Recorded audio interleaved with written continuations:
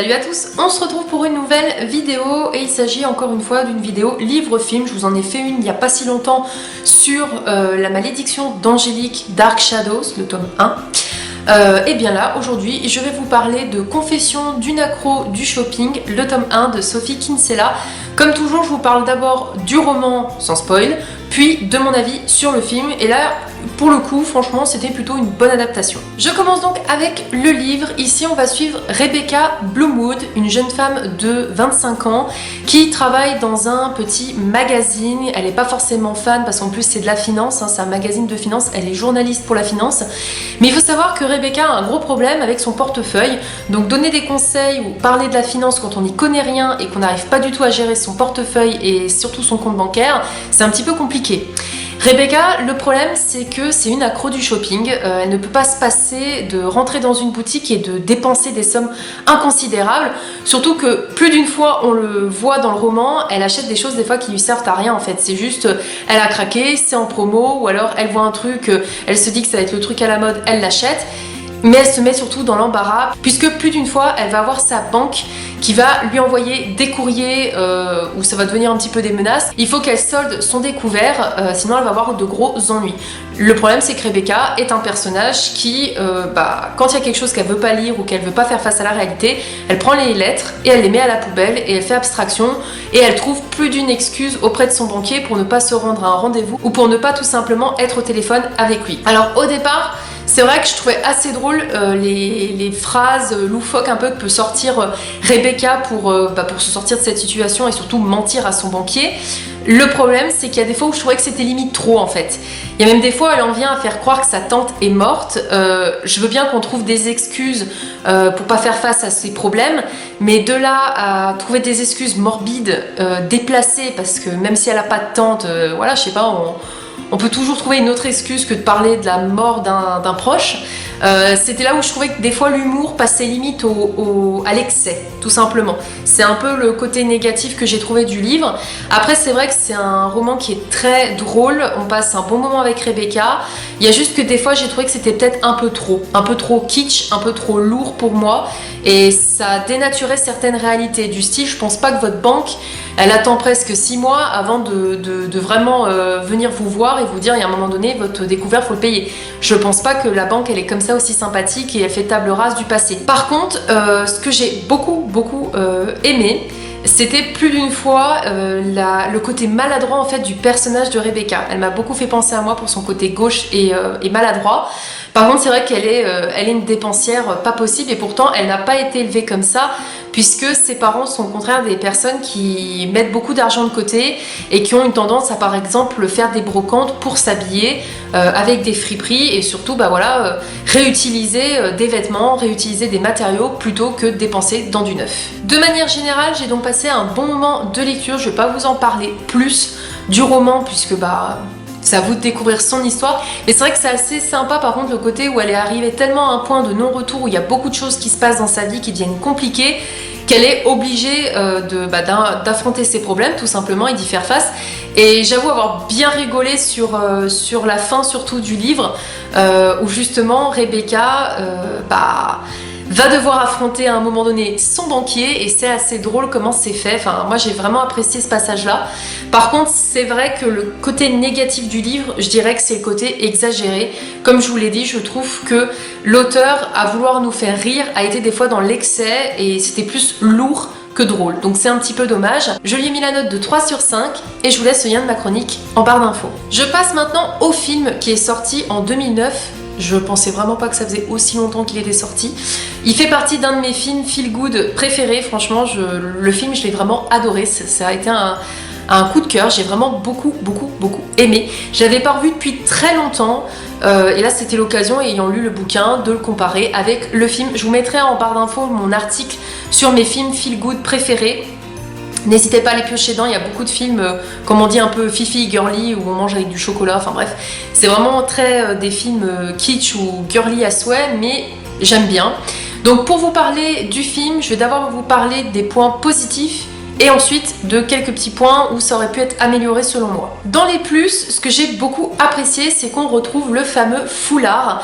Il y a juste la différence de couleur au niveau du foulard, mais Rebecca va se distinguer grâce à un foulard. Alors c'est vrai que dans le livre, le foulard n'est pas mis autant en avant, il est gris. C'est juste le foulard qui va la faire rencontrer Luke Brandon, qu'elle va beaucoup apprécier. Et c'est vrai que ce foulard de base, il est gris. Elle l'achète soi-disant pour sa tante Ermintrude qui est malade.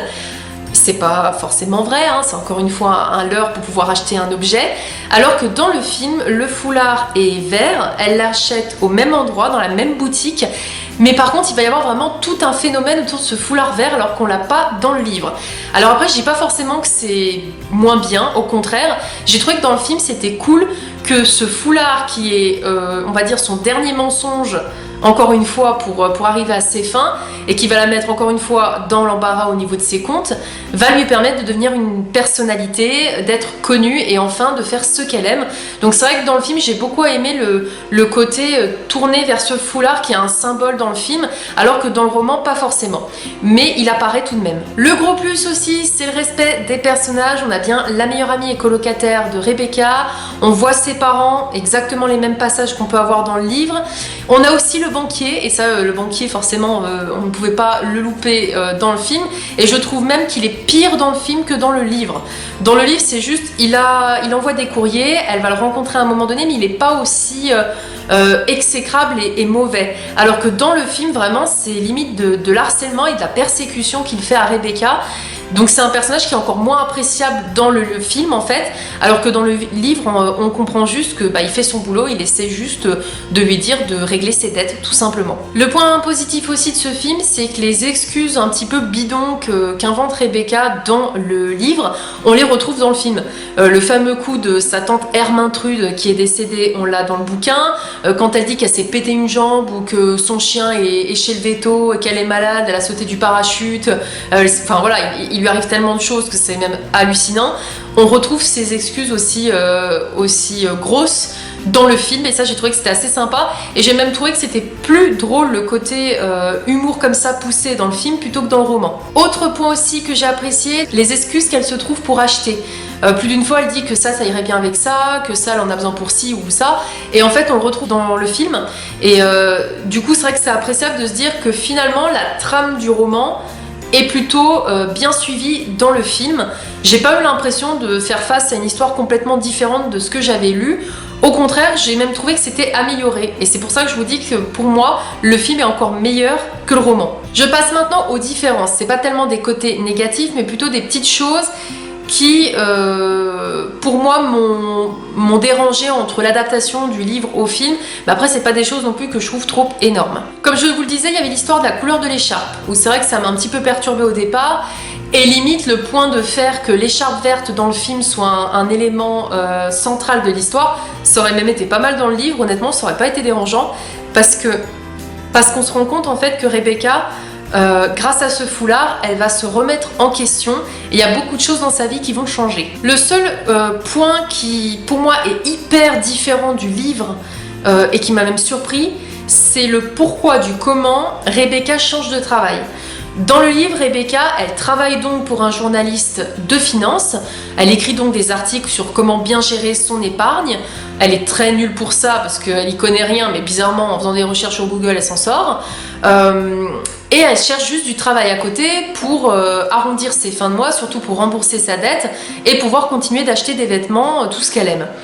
Dans le film, c'est différent. En fait, l'entreprise où travaille Rebecca, et qui est un petit article, ferme.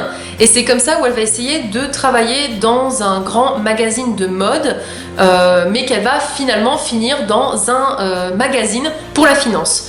On a aussi l'histoire de quand elle dit qu'elle sait parler finnois. Alors ça a été assez drôle et ça a été repris dans le film. C'était assez amusant pendant l'entretien d'embauche ou quoi. Mais j'avoue que là, ça a été vraiment une grosse différence. C'est-à-dire que finalement, dans le film, on vous dit qu'elle travaille pour un article comme ça, et elle se retrouve finalement à travailler pour un article de finance, alors que finalement dans le livre c'est différent, elle travaille déjà pour un article de finance, mais elle cherche autre chose parce qu'elle n'est pas épanouie dans ce qu'elle fait. Je m'arrêterai là au niveau de la comparaison du livre et du film. Il n'y a pas plus de choses à dire non plus sur leur comparaison, mais par contre je reste sur le fait que Le livre a été une bonne lecture pour moi, mais le film est encore meilleur parce que déjà l'actrice joue très bien et il y a beaucoup de petits clichés un petit peu drôles qu'on peut ressentir ou même se sentir visé quand elle explique que justement quand on achète des vêtements qui sont tout neufs et qu'on se dit c'est à nous, on rentre avec, on est content, on se dit qu'on va pouvoir les mettre. C'est vrai que ces sentiments, les petites choses où, bon là clairement c'est un peu comme quand elle va voir des groupes de soutien, comme on peut dire jeunes alcooliques ou anonymes, etc. Et ben là c'est un peu pareil, sauf qu'elle c'est une accro du shopping et elle va faire des cellules d'écoute avec d'autres personnes qui sont accros et c'est vrai que c'est marrant parce qu'elle en parle comme si c'était une drogue de devoir acheter plein de vêtements et j'ai trouvé que ces passages étaient vraiment très très drôles. J'espère que cette vidéo vous aura plu, n'hésitez pas à me dire si vous aussi vous avez lu le livre ou vu le film et est-ce que vous avez aussi des petites comparaisons à faire, est-ce qu'il y a des choses que vous avez préférées dans l'un ou moins dans l'autre. N'hésitez pas à me dire tout ça en commentaire et je vous dis à très vite pour de prochaines vidéos.